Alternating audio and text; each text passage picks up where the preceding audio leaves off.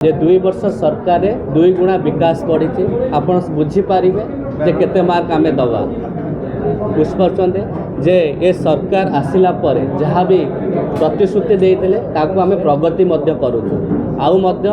कटक सदर को विकास दिगरे जोड़ुचु आउ तार विकसित कटक सदर नूतन कटक सदर हिसाब से हम काम करुचु।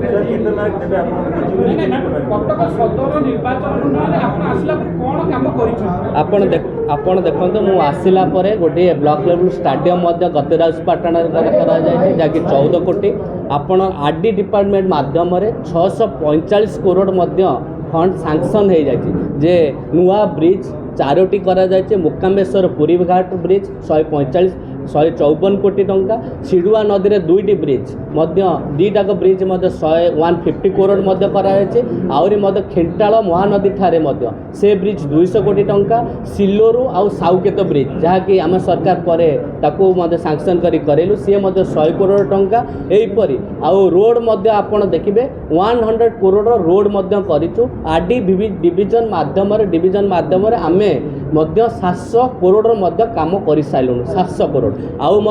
ओमपीटारू कंदरपुर रोड एक्सपांशन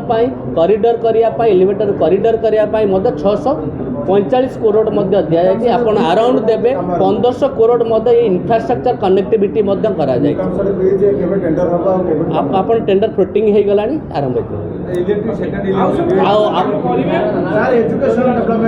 आपन देखो एजुकेशन करने प्रति स्कूल को एडिशनल क्लासरूम दि जाए पीएम श्री माध्यम